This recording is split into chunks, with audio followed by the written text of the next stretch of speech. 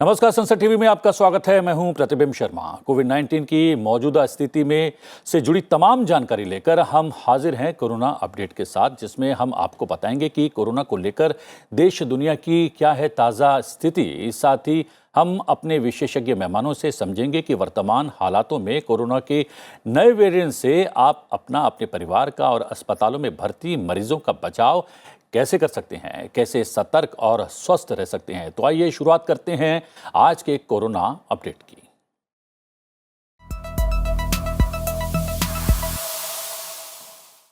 Corona की तीसरी लहर, मौजूदा स्थितियों और कोविड से बचाव को लेकर चर्चा के लिए हमारे साथ जुड़ रहे हैं डॉक्टर रमन गंगाखेड़कर, सदस्य national task force for covid. Doctor Gangakhedkar, आपका बहुत बहुत स्वागत है। डॉक्टर समीर गुप्ता हैं, डायरेक्टर हैं cardiac cath lab, Metro group of hospitals. Doctor Sameer Gupta, आपका भी बहुत बहुत स्वागत है। आज का कोरोना अपडेट अगर हम देखें तो पिछले 24 घंटों में देश में 3,06,000 से ज़्यादा नए मरीज मिले हैं। लेकिन ये राहत की बात है कि लगातार तीसरे दिन कोरोना के नए मामलों में देश में कमी दर्ज की गई है। नए संक्रमितों की संख्या में 28,000 से ज़्यादा की कमी आई है। अच्छी बात यह भी है कि पिछले 24 घंटों में देश में 2,43,000 से ज़्यादा मरीज स्वस्थ भी हुए हैं। लेकिन कर्नाटक देश में हॉटस्पॉट बना हुआ है। कर्नाटक में रविवार को रिकॉर्ड 50,210 नए कोरोना संक्रमित मिले हैं। तीसरी लहर में देश में एक दिन में मिले मरीजों का ये हाईएस्ट लेवल है। वहीं केरल में रविवार को कोरोना के 45,136 नए केस मिले। महाराष्ट्र में नए केस में कमी आई है। रविवार को यहां 40,805 नए केस मिले हैं। राजधानी दिल्ली में रविवार को 9,197 नए केस मिले। वहीं गुजरात, राजस्थान, एमपी, यूपी, पंजाब में नए केस लगातार घट रहे हैं। डॉक्टर रमन गंगाखेड़कर जी, किस तरीके से देखा जा सकता है वर्तमान स्थिति को? कमोबेश कुछ मिक्स रिपोर्ट्स मिल रही हैं। एक तरफ लग रहा है महाराष्ट्र में, दिल्ली में, गुजरात में, पंजाब में मामले लगातार घट रहे हैं, लेकिन कर्नाटक में मामला उल्टा है। तो किस तरीके से ले सकते हैं इन रिपोर्ट्स को?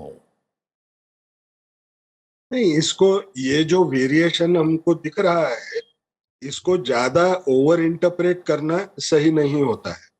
कहीं एक जगह पे एक दो दिन बढ़ते हुए नजर आए, कहीं दूसरी स्टेट में उस समय कम होते हैं। इसका मायना स्टैटिस्टिकली सिग्निफिकेंट हमको डिक्लाइन दिख रहा है, ऐसे नहीं होता है जी क्योंकि उसको अगर आप 7 दिन का एवरेज करके डाल के देखें तो शायद उसमें कोई ज्यादा फर्क दिखेगा, ऐसा नहीं होता है। जी अब ये क्यों मामलों में बदलाव दिखता है हमको? ये तो इससे भी बदलाव होता होगा कि जो लोगों को इन्फेक्शन हो रहा है उनकी संख्या में बदलाव आ रहा है। लेकिन ये भी तो हो सकता है कि कुछ कुछ जगह पे लोग खुद होके सामने आके खुद की टेस्टिंग कर नहीं रहे होंगे, तो आपको परिणाम दिखता है कि संख्या वहां घट रही है। उसके कारण कई हो सकते हैं। वो तो या माइल्ड इन्फेक्शन है तो मैं क्यों जाऊं जांच करने के लिए, अभी तो ओमिक्रॉन ही चल रहा है तो मुझे तो इन्फेक्शन हो गया होगा क्योंकि लक्षण भी आ गए, अब क्यों जांच करूं। कुछ लोग ये सोचेंगे कि मुझे जांच अभी करना इसलिए नहीं है क्योंकि मैं सरकारी इसमें जाऊं, एक बार नाम आ गया तो वो कॉरपोरेशन वाले मुझे पीछे पड़ेंगे, तो मैं उससे बेहतर है खुद की होम टेस्टिंग घर में करवाता हूँ। तो ये सारे कारण जो होते हैं उनसे बहुत ज्यादा फर्क हमको संख्या में दिखने का भी चांस बनता है। हमने इसी बात में खुशी महसूस करना है कि अभी भी देश भर में हॉस्पिटलाइज होने वाले लोगों की तादाद ये बहुत ज्यादा नहीं है, या मौत जो हो सकती है उसकी भी तादाद उतनी ज्यादा नहीं है। ये हमारे लिए अच्छी बात हमने समझना है। जी डॉक्टर समीर गुप्ता, क्या इसकी वजह यह भी है कि गाइडलाइंस में जिस तरीके से परिवर्तन हुआ है? पहले यह था कि संक्रमितों के संपर्क में आते ही सबसे पहले आपको जांच करानी चाहिए, लेकिन नई गाइडलाइन में कहा गया है कि जब तक उस तरीके के गंभीर सिम्टम्स नजर ना आए तब तक आपको जांच कराने की आवश्यकता नहीं है। इसलिए जांच ज्यादा नहीं हो रही है, और जांच ज्यादा नहीं हो रही है तो संख्या जो है खुलकर सामने नहीं आ रही है कि वस्तु स्थिति आखिरकार है क्या। क्या ये बात सही है? बिल्कुल जी। ये बात ऐसा भी जितना आप टेस्ट करेंगे उतने आपको इन्फेक्शन मिलेंगे, लेकिन हम एक पॉजिटिविटी रेट भी देखते हैं कि आपने जितने टेस्टिंग करे उसमें आपका पॉजिटिविटी परसेंटेज कितना रहा। अगर हम दिल्ली की बात करें जहां पर मैं रहता हूं, तो यहाँ पर हमारा पॉजिटिविटी परसेंटेज आज से हफ्ता 10 दिन पहले अबाउट 30% था, जो आज की डेट में डबल अबाउट 10-15% हो चुका है। So there is definitely been a reduction in the cases, कि जितने केसेस थे उसमें शायद थोड़े कम केसेस हों, लेकिन जैसे कि डॉक्टर रमन ने बताया कि इसके कई कारण हो सकते हैं। एक ये है कि आप जो है टेस्टिंग नहीं कर रहे, ज्यादा टेस्टिंग नहीं कर रहे। अगर आपको ज्यादा बीमारी नहीं हो रही, आपको ज्यादा सिम्टम्स नहीं हो रहे, तो आप टेस्ट नहीं कर रहे। एक चीज जो मैं बहुत देख रहा हूँ अपने पेशेंट पॉपुलेशन में भी, कि वो लोग जो है होम टेस्टिंग कर रहे हैं। वो अपना होम रैपिड एंटीजन टेस्ट करते हैं, और उसमें वो पॉजिटिव आ जाते हैं, तो फिर वो अपने आप को घर पे ही सेल्फ आइसोलेट कर लेते हैं। लेकिन ये नंबर जो है आंकड़ों में नहीं जुड़ते, जो देश भर के आंकड़ों हैं उसमें नहीं जुड़ते, लेकिन ये एक पॉजिटिव पेशेंट माना जाता है। तो कई कारण हैं ऐसे कि हमारे जो नंबर हैं, क्या वो true reflection of the actual case burden है या नहीं है।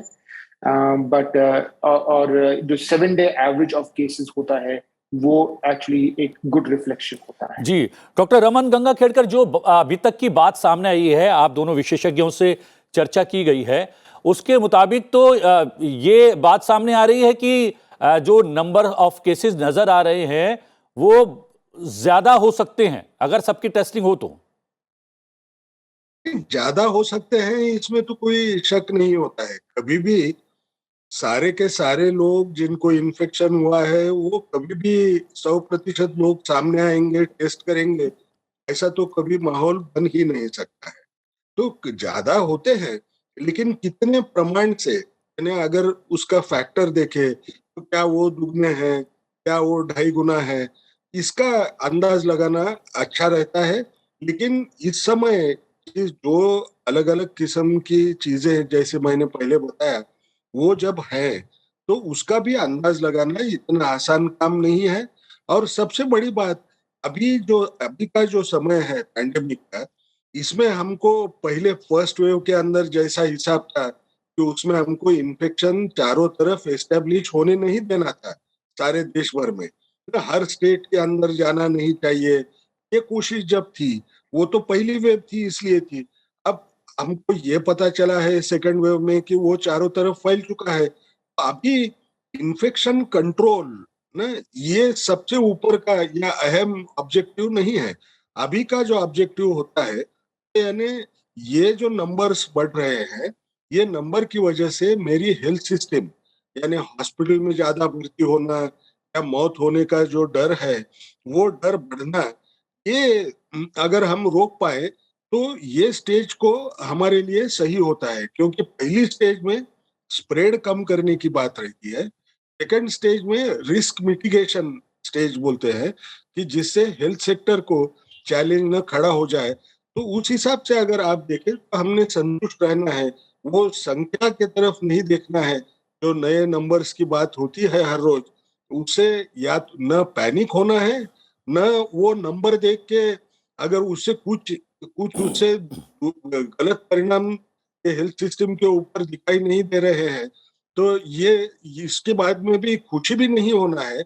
हमने एहतियात बरतना ये जरूरी है, डरना नहीं है, लेकिन कॉशन को छोड़ना भी नहीं। छोड़ना भी नहीं है, और सही सही आंकड़े नहीं आ रहे हैं, ये अलग बात है। लेकिन सही बात ये भी है कि हॉस्पिटल में भर्ती होने की संख्या भी बहुत ज़्यादा बढ़ी नहीं है, और जो आंकड़े, उपलब्ध आंकड़े अभी तक के, वो ये कह रहे हैं कि दिल्ली, पंजाब, मुंबई, महाराष्ट्र, गुजरात में नंबर थोड़े कम हुए हैं। कर्नाटक में स्थिति थोड़ी सी उलट है। लेकिन एक खबर यह भी है कि तीसरी लहर का पीक अभी बाकी है।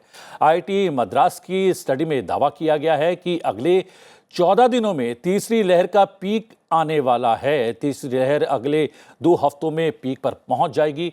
लेकिन दूसरी तरफ अच्छी बात यह भी है कि आर वैल्यू 2.2 से घटकर 1.57 रह गई है। जनवरी के शुरुआती हफ्ते में ये आर वैल्यू 4 तक पहुंच गई थी। डॉक्टर समीर गुप्ता, यहां पर स्थिति आईआईटी मद्रास के विशेषज्ञ कह रहे हैं कि पीक अगले 14 दिन में आने वाली है तीसरी लहर की, एक बात। लेकिन दूसरी तरफ ये रिफ्लेक्शन मिल रहा है कि आर वैल्यू यानी कि एक व्यक्ति से कितने लोग संक्रमित हो रहे हैं वो 4-5 तक पहुंच गया था वो आंकड़ा, लेकिन अब वो भी घटकर तकरीबन 1.5 तक पहुंच गया है। तो कौन सी स्थिति को सही माना जाए, कौन सी रिपोर्ट को सही माना जाए? देखिए, ये जो अलग अलग तरह के स्टैटिस्टिकल मॉडलिंग होती है कि हमारा पीक कब आएगा, क्या वो पीक चल रहा है, अभी हम पीक पे पहुंचे नहीं पहुंचे, तो अलग अलग स्टडीज अलग अलग चीजें बताती हैं। जहां तक ये आईआईटी की जो स्टडी है जो कह रही है 2 हफ्ते में आएगा, ये कितनी एक्यूरेट पैदा होती है और इसके क्या मॉडलिंग इन्होंने किस प्रकार की है, इसका ट्रू रिफ्लेक्शन तो हमें 1-2 हफ्ते में ही मालूम पड़ेगा कि क्या हम ऑलरेडी पीक क्रॉस कर चुके हैं क्योंकि हमारी आर नॉट वैल्यू कम हो रही है, या अभी पीक आना बाकी है। अगर हम भारत पूरे देश को देखें तो कुछ हिस्से हैं जो पीक करके सेटल करेंगे और उसी टाइम बाकी पार्ट्स ऑफ द कंट्री में, बाकी स्टेट्स में ये नंबर बढ़ेंगे। ये चीज हमने दूसरी लहर में भी देखी थी। अगर आपको याद होगा, जब दूसरी लहर हुई थी तब जब दिल्ली और बॉम्बे में बहुत केसेस बढ़े थे, दिल्ली में ऑक्सीजन की कमी हो रही थी, उस टाइम बैंगलोर और कर्नाटका में इतने केसेस नहीं थे। और कुछ महीनों के बाद साउथ में केसेस बढ़ने शुरू हुए, केरला में काफी केसेस बढ़े, लेकिन तब तक दिल्ली सेटल हो चुका था। सो एक भारत जैसी कंट्री में कौन सा स्टेट कब पीक करेगा, क्या वो सब साथ पीक करेंगे? यूजुअली साथ पीक नहीं करेंगे, इंडिविजुअली हर स्टेट की, हर एरिया की पीक और ट्रफ होती है, और जब एक स्टेट पीक कर रहा होगा तब दूसरा स्टेट सेटल कर रहा होगा। लेकिन डॉक्टर गंगाखेडकर, जो विशेषज्ञों की उपलब्ध जानकारी है या रिपोर्ट्स हैं, वो भी उसमें भी थोड़ा सा विरोधाभास नजर आ रहा है, क्योंकि आईआईटी मद्रास के विशेषज्ञ कह रहे हैं कि 14 दिन में पीक आने वाला है। इससे पहले एक जानकारी आई थी आईआईटी कानपुर के विशेषज्ञों की मार्फत, उन्होंने कहा था 23 जनवरी अपने पीक पर होगा तीसरी लहर, लेकिन 23 जनवरी तो लगभग गुजर गई है और हम देख रहे हैं कि कुल मिलाकर मामले बढ़ने की जगह घट रहे हैं। तो क्या इस विरोधाभास से कोई संकेत सामने आ रहा है?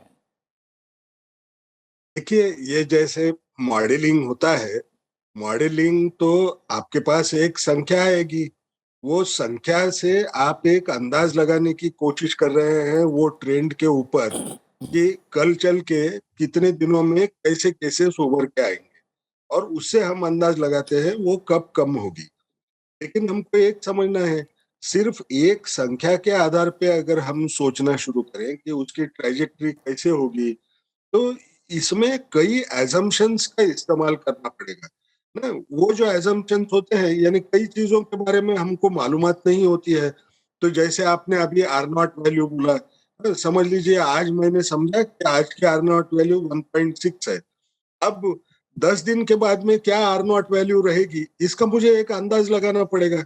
अब जब मैं ये अंदाज लगाता हूँ तो अलग अलग मॉडलर्स अलग अलग अंदाज का इस्तेमाल करके उनके हिसाब से जो उनको सही लगता है उस हिसाब से वो बनाते हैं। तो ये जैसे ज्योतिषी लोग होते हैं, उस किस्म का ये अंदाज बोलना होता है, जो अपने आधार पे वो करे तो हर चीज सही आए, ऐसे तो कोई जरूरी नहीं होता है।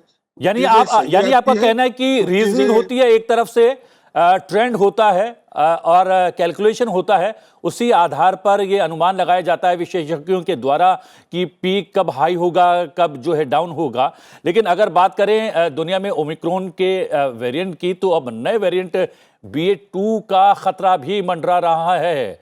जी हाँ, BA.2 वेरिएंट ओमिक्रॉन की तरह तेजी से फैल रहा है। खास बात यह है कि BA.2 वेरिएंट टेस्ट किट की पकड़ में नहीं आ रहा है, अभी तक की उपलब्ध जानकारी के अनुसार हम ये बता रहे हैं। और यही वजह है कि नए वेरिएंट ने वैज्ञानिकों की चिंता लगातार बढ़ा दी है। यूके, ऑस्ट्रेलिया और डेनमार्क में इसके बहुत सारे केसेस भी सामने आए हैं। डॉक्टर समीर गुप्ता, यहां पर एक नया और वेरिएंट आ रहा है और माना यह भी जा रहा है कि भारत में भी जो ओमिक्रॉन है, ये वेरिएंट तकरीबन 50 बार अपना स्वरूप बदल चुका है। अगर ये स्वरूप बदलता है और कुछ और नए वेरिएंट में परिवर्तित हो जाता है या नया वेरिएंट आता है तो इसमें कोई चौंकने वाली बात नहीं है। क्या आप भी मानते हैं ये बात? नहीं, हाँ जी, तो ये जो BA.2 वेरिएंट की आप बात कर रहे हैं, ये इंपॉर्टेंट है कि पहले हम ये समझें कि ये BA.2 वेरिएंट है क्या।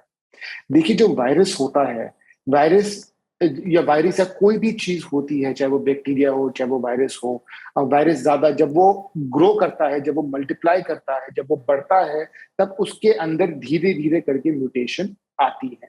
ये बात हमें पता है, ये साइंस है, ये बायोलॉजी है। जी। ठीक है, तो ये वायरस धीरे धीरे करके म्यूटेट करते हैं। जैसे कि आपने देखा होगा, पहले एक ओरिजिनल वुहान वेरिएंट था, फिर एक डेल्टा वेरिएंट आया, फिर एक ओमिक्रॉन वेरिएंट आया। जब ओमिक्रॉन वेरिएंट सामने आया, तब इसके 3 हमें रूप दिखे थे, BA.1, BA.2 और BA.3। जो मोस्ट कॉमन वेरिएंट इनिशियली जो था, वो था BA.1 वेरिएंट। BA.1 और BA.2 वेरिएंट में माइल्ड सी म्यूटेशनल चेंजेस थी। BA.1 में कहा जाता है कि 50 म्यूटेशंस थी, में ऑल्टरेशंस थी, और BA.2 में कहा जाता है कि अबाउट 70 म्यूटेशनल चेंजेस थी। नाउ यूरोप में BA.2 variant has now become the dominant variant, specially in parts of Denmark and parts of UK.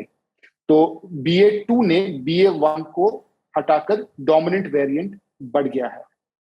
लेकिन ये भी कहा जाता है कि भारत में भी BA.2 वेरिएंट पहुंचा हुआ है, और कुछ जो स्टडीज हुई हैं यूके में और स्विट्जरलैंड से, उन्होंने बोला है कि इंडिया में BA.2 is about 40 to 50% of all the Omicron cases. तो जो हम लोग अभी देख रहे हैं, जो डेनमार्क से डेटा आ रहा है, अगर हम उसको देखेंगे, जहां पर it is the predominant variant, hospitalization rates usually बड़ी नहीं है, which is kind of reassuring. ये एक रीअश्योरिंग चीज है कि हमारी हॉस्पिटलाइजेशन रेट इन डेनमार्क, और अगर इंडिया में भी देखें, is not very high if in India the BA.2 variant dominate कर रहा है। जी, लेकिन और एक सवाल ऐसे जो है, वेरिएंट आकर जी जी, डॉक्टर सबीर गुप्ता, सवाल ये बना हुआ है कि क्या ये नया वेरिएंट BA.2 वो डिटेक्ट करना मुश्किल है? अगर RT-PCR भी करते हैं तो उसमें ये पकड़ा नहीं जाता है। इस बात में कितनी सच्चाई है? नहीं, ये देखिए, BA.2 variant is a variant of the Omicron virus, and ये RT-PCR और रैपिड एंटीजन में पकड़ा जा रहा है। लेकिन इसमें जो S जीन ड्रॉप आउट का फिनोमेना था जो ओमिक्रॉन में, वो इसमें नहीं है। तो इसका मतलब ये है कि जब अगर हम जेनेटिक टेस्टिंग करते हैं, जैसे कुछ लैब्स होती हैं जो जीन 2-3 जीन है जिसके बारे में बताती है, अगर उसके अंदर S जीन नहीं पाई गई और आपका RT-PCR पॉजिटिव आया है, तो आपको ओमिक्रॉन वेरिएंट कहा जाता है। लेकिन ओमिक्रॉन BA.1 जो ओरिजिनल वेरिएंट है, लेकिन जो BA.2 वेरिएंट है, इसके अंदर S जीन डिटेक्ट होती है। तो कभी कभी ये डिफिकल्ट हो जाता है विदाउट फर्दर जीनोमिक सीक्वेंसिंग कि ये BA.2 वेरिएंट ऑफ ओमिक्रॉन है या डेल्टा वेरिएंट है। इसमें कभी कभी थोड़ा कंफ्यूजन पाया जा रहा है दुनिया भर में, बट यस, इसको रैपिड एंटीजन में और इसको RT-PCR में पकड़ा जा रहा है। डॉक्टर गंगाखेड़कर, ये भी एक बात सामने आ रही है कि आपको अगर दोनों डोजेज लग गई हैं और आप अपना टेस्ट करवाते हैं, RT-PCR करवाते हैं, तो उसके बावजूद भी आपको ज़रूरी नहीं कि आपके अंदर संक्रमण हो, लेकिन आपको संक्रमित जो है आपकी रिपोर्ट आ सकती है, पॉजिटिव आ सकती है। उसकी वजह ये है कि आपको दोनों डोजेज लगने के बावजूद भी आपका जो संक्रमण है वो आपके शरीर के भीतर है। वो बात और है कि वो या तो शिथिल अवस्था में पहुंच जाता है या मृत अवस्था में पहुंच जाता है, लेकिन वो अंदर होने, आपके शरीर के भीतर होने की वजह से टेस्ट में डिटेक्ट होता है और आपकी रिपोर्ट पॉजिटिव आ सकती है। इसमें कितनी सच्चाई है बात में? नहीं, देखो, हमको एक चीज समझना बहुत जरूरी है कि मैंने वैक्सीन के डोज लिए, तो क्या वैक्सीन के डोज की वजह से मेरा RT-PCR टेस्ट कभी पॉजिटिव आएगा? कभी भी पॉजिटिव आता नहीं। अच्छा, ये हमको पक्का समझना बहुत जरूरी है। जी। फिर ये RT-PCR टेस्ट क्यों पॉजिटिव आते हैं? जब आप हम समझते हैं, मैं बूस्टर लेने को करके या प्रिकॉशनरी डोज लेने को गया, तो उस समय जो भी एक्सपोजर होगा या उसके पहले जो भी मेरा एक्सपोजर हुआ होगा, उसकी वजह से ये टेस्ट पॉजिटिव आने का डर रहेगा। लेकिन हम अगर ऐसे समझे कि शरीर के अंदर ये विषाणु मरा हुआ रहता है और उसकी वजह से ये टेस्ट पॉजिटिव आता है, तो ये तो बिल्कुल गलत है। अपने एक समझना बहुत जरूरी है कि ये जो आरटीपीसीआर हम जब करते हैं उसमें जो विषाणु देखने जाते हैं, तो आप देखिए 90% लोगों को तो कोविशील्ड मिल चुकी है, उसमें सिर्फ स्पाइक प्रोटीन है, उसमें पूरा विषाणु तो है ही नहीं है। तो तीनों जीन पॉजिटिव आना है, वो तो बड़ा मुश्किल काम है, क्योंकि उसमें सिर्फ स्पाइक प्रोटीन का अगर जीन दिखना था तो सिर्फ स्पाइक प्रोटीन दिखे। जी आप अगर कोवैक्सीन की बात कर रहे हैं, तो कोवैक्सीन जो है वो इनएक्टिवेटेड वायरस की वैक्सीन है।